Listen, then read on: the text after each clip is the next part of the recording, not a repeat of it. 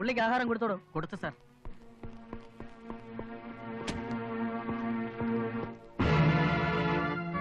അദ്ദേഹത്തിന്റെ കീഴിൽ മോഷണം പഠിക്കുന്ന 2 വത്സല ശിഷ്യന്മാരുണ്ടായിരുന്നു. അതിൽ ഒരാളാണ് തൊരപ്പൻ തോമ. 10ാം ക്ലാസ്സിൽ കോപ്പി അടിച്ചതിന് പുറത്താക്കിയതിനാൽ വിദ്യാഭ്യാസം നിന്നുപോയ ആളാണ് ഈ മാന്യൻ.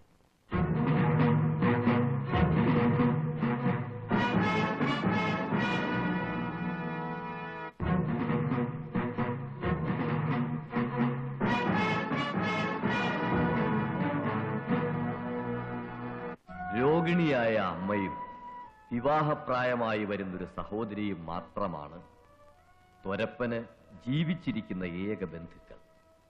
കൊച്ചുണ്ണിയുടെ മറ്റൊരു ശിഷ്യൻ പാതിരാ തങ്കപ്പൻ. പേര് സൂചിപ്പിക്കുന്നത് പോലെ തന്നെ പാതിരാത്രിയിൽ മാത്രമേ തങ്കപ്പൻ തന്റെ ജോലി ആരംഭിക്കാറുള്ളൂ. സഹമോഷ്ടാക്കളല്ലാതെ തങ്കപ്പന് സ്വന്തമായി ഈ ഭൂമി മലയാളത്തിൽ ആരുമില്ല.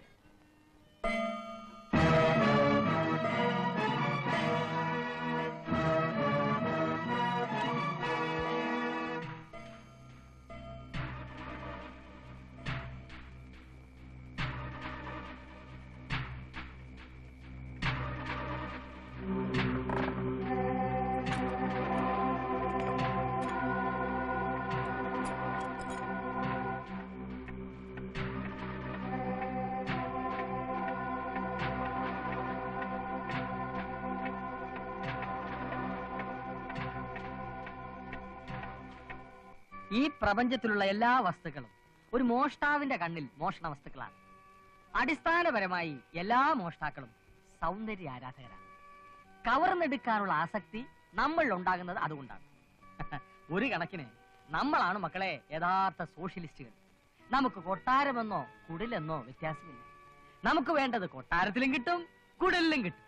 ഒരു നാട് ഭരിക്കാൻ വലിയ കഴിവൊന്നും വേണ്ട, പക്ഷെ ഒരു നാട് മുടിക്കാൻ കഴിവ് വേണം. ആശാനെ, പ്രധാനമായി എന്തൊക്കെ ആയുധങ്ങളാണ് ഈ ജോലിക്ക് കയ്യിൽ കരുതേണ്ടത്?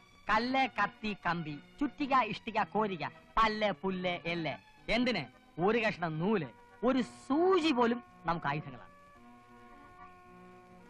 എന്ത്, എവിടെ, എപ്പോ, എങ്ങനെ പ്രയോഗിക്കണം എന്നുള്ളതാണ് പ്രശ്നം. ഇതെന്താണ്? ബ്ലേഡ്. ക്ഷൗരം നടത്തിയിട്ട് വേണോ ഈ പണിക്കിറങ്ങാൻ? താടി മുഖേന പിടികൊടുക്കാതിരിക്കാൻ മുഖക്ഷൗരം അത്യാവശ്യമാണ്. ഇത് വലിയൊരു ബ്ലേഡിന്റെ ചെറിയ ചെറിയ കഷ്ണങ്ങളാണ്. ഇതിലൊരു നിസാര വസ്തുവായി കാണരുത്. ലക്ഷം രൂപ സൂക്ഷിച്ചു വെച്ചിട്ടുള്ള ഒരു തുകൽ സഞ്ചി അറുത്ത് കീറാൻ ഇവനൊരു കഷ്ണം മതി. ഇതിനെ ഇങ്ങനെ വിരലുകൾക്കിടയിൽ ഒളിപ്പിച്ചു വെക്കണം. കണ്ടോ, ഒരേ ഒരു തലോടൽ, സംഗതി ക്ലീൻ. നിരന്തരമായ പരിശീലനം ഇതിനാവശ്യമാണ്. ഏകാഗ്രത കൈവെടിയരുത്. മോഷണം ഒരു കലയാണ്, ശാസ്ത്രമാണ്. ശക്തിയല്ല, ബുദ്ധിയാണ് ഈ ശാസ്ത്രത്തിന്റെ അടിസ്ഥാന ശില. മോഷ്ടിക്കപ്പെടേണ്ട ആളെ തിരഞ്ഞെടുക്കുന്നതിന് നമ്മൾ അവന്റെ മനസ്സറിഞ്ഞിരിക്കണം. ആകാശം നോക്കി നടക്കുന്നവൻ, ഭൂമി നോക്കി നടക്കുന്നവൻ, പകൽക്കിനാവ് കാണുന്നവൻ, പെണ്ണുങ്ങളുടെ വായി നോക്കി നടക്കുന്നവൻ, ഇങ്ങനെയുള്ളവരെ വേണം നമ്മൾ തിരഞ്ഞെടുക്കാൻ. അവർ കാശ് കൊണ്ട് നടക്കുന്നവരാണോ എന്ന് നമ്മൾ അറിയണം. അതെങ്ങനെ നമ്മൾ അറിയും? അത് നമ്മൾ ആളുകളെ വിളിച്ചു നിർത്തി നിങ്ങളുടെ കയ്യിൽ കാശുണ്ടോ എന്ന് ചോദിച്ചാൽ മതി. എവിടുന്നാണ് വരുന്നത് കരുത ബുദ്ധിയില്ലാതെ?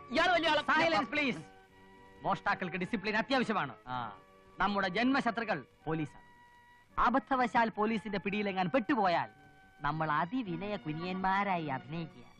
മറിച്ച് ആക്രമികൾ മറ്റു വല്ലവരുമാണെങ്കിൽ ഈ ബ്ലേഡിന്റെ കഷ്ണങ്ങൾ വായ്ക്കകത്താക്കി വെച്ച് ആക്രമിയുടെ നേർക്ക് ശക്തിയെ തുപ്പുക.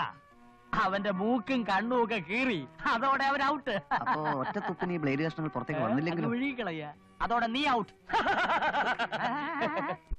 മോഷണം നടത്തുന്നതിനിടയിൽ ആകസ്മികമായി ആക്രമണം ഉണ്ടാക്കാൻ ഇടയുണ്ട്. കയ്യിൽ അപ്പ കിട്ടുന്ന സാധനങ്ങൾ ഉപയോഗിച്ചായിരിക്കും ആക്രമണം നടത്തുക. ഏത് തരം ആക്രമണം ഉണ്ടായാലും അതിൽ നിന്നും ഒഴിഞ്ഞു മാറി സ്വന്തം തടി രക്ഷിക്കാൻ നമ്മൾ ബാധ്യസ്ഥരാണ്. അടിച്ചോളൂ, ഞാൻ ഒഴിഞ്ഞു മാറി കാണിച്ചു തരാം. വേഗമാകട്ടെ, പരാക്രമത്തോടുകൂടി ആക്രമിക്കണം. അടിക്കട്ടെ. ഓക്കെ, കണ്ട ഒഴിഞ്ഞു മാറിയത്. ഇനി രണ്ടുപേരും ചേർന്ന് ആക്രമിച്ചു. കാരണം നമ്മുടെ ജോലി നടക്കുന്ന സമയത്ത് എത്ര പേരാണ് നമ്മളെ പിന്തുടരുന്നതെന്ന് ഉറപ്പുവരാൻ പറ്റില്ലല്ലോ. ഒരു പിന്തുടർച്ചയുമാകാം. ഓക്കെ, പിന്തുടരൂ, പിന്തുടരൂ, നല്ല സ്പീഡ്, വാശിയോടെ. വരൂ, വരൂ, വരൂ. അയ്യോ, അല്ല ആശ ഒഴിഞ്ഞു മാറുമെന്ന് പറഞ്ഞു. നിന്നോട് എതിരെ വരാൻ ആര് പറഞ്ഞെടാ? ചെറിയൊരു ഗ്രാമമായതുകൊണ്ട് മോഷണത്തിനുള്ള സാധ്യത വളരെ കുറവാണ്. എങ്കിലും ഉള്ള സൗകര്യങ്ങളൊക്കെ അവർ തികച്ചും പ്രയോജനപ്പെടുത്തി വന്നു. അരുമ ശിഷ്യന്മാരെ, നിങ്ങളെ വിശ്വസിച്ച് ഗുരു താഴോട്ട് വരികയാണ്, കൈവിടരുത്. തോമാ, ടയർ തപ്പ. തങ്കപ്പ, അരിയും പഞ്ചസാര അടിച്ച് മാറ്റാം. ഗുരു പരമ മേശ ടയർ ഊരിക്കൊണ്ടുപോയി. എന്തുവാടാ? സ്റ്റേഷനറി. അയ്യോ, മാറില്ല, മാറില്ല. പഞ്ചസാര ഇവിടെ ഉണ്ട്, ഇഞ്ഞി വാ. വാ. തങ്കപ്പ, ചാക്ക് ഇങ്ങോട്ട് വാ. വാ, വാ, വാ. Come on, come on, come on. ഗുരു ഗുരു അയ്യോ എന്തു പറ്റി? സ്റ്റോക്ക് തീർന്നു. ദേ ഇതും കഴിച്ച് വേഗം അങ്ങ് സ്ഥലം വിട്ടോ. സൂര്യൻ ഉദിക്കാറായി. ഉദിക്കട്ടെ. ഇന്നിവിടെ സൂര്യൻ അസ്തമിക്കാത്ത ബ്രിട്ടീഷ് സാമ്രാജ്യമാക്കും ഞങ്ങള്. ഇന്ന് ഞങ്ങൾ ഒരുപാട് അധ്വാനിച്ച ദിവസമാ. കൊച്ചേട്ടൻ കിടന്നോ? ഞങ്ങൾ ഇതെല്ലാം ഭംഗിയായിട്ട് കഴിച്ച് കാശ് ഇവിടെ വെച്ചിട്ട് ബാതിലിയാരിപ്പൊക്കൊള്ളാം. ഫസ്റ്റ് പുള്ളികള് വിശ്വസിച്ചേൽപ്പിക്കാം. എന്റെ കരളേ, എന്നെ വിളിച്ചോ? നിങ്ങളെയല്ല, ഇവൻ എന്നോട് വലിയ സ്നേഹമാ. കരളേന്ന് വിളിച്ചത് എന്നെയാ. എന്താടാ തോമ? നീ ഇല്ലാത്ത ജീവിതത്തെ കുറിച്ച് എനിക്ക് ചിന്തിക്കാൻ പോലും വയ്യ. നീ ചിന്തിക്കുകയേ വേണ്ട. ജീവിത അവസാനം വരെ ഞാൻ നിന്നെ വിട്ടു പോവില്ലടാ. നിന്റെ അപ്പന്റെ ഒപ്പം നിൽക്കാനുള്ള കെൽപ്പ് എനിക്ക് എന്നുണ്ടാകുന്നോ ആ നിമിഷം ആ വെള്ളം അങ്ങ് വാങ്ങി വെച്ചേര്. എന്റെ അപ്പന്റെ ഒപ്പം നിൽക്കാൻ നിനക്ക് ഈ ജന്മം പോരാ തുരപ്പാ. അരച്ച കരിയും 5 കിലോ പാമായിലും 3 കിലോ ഗോതമ്പും മോഷ്ടിച്ച് അത് 3ആയി വീതിച്ച് വിറ്റ് കിട്ടുന്ന കാശ് കൊണ്ട് ഞാൻ എന്നാരാധികയെ നിന്നെ കെട്ടുന്നത്? എടാ തോമ, അപ്പൊ നീ എന്നോടല്ലേ ഇതുവരെ സംസാരിച്ചത്? ഓടാ പുല്ലേ, ഞാൻ എന്റെ രാധികയോട് സംസാരിക്കായിരുന്നു.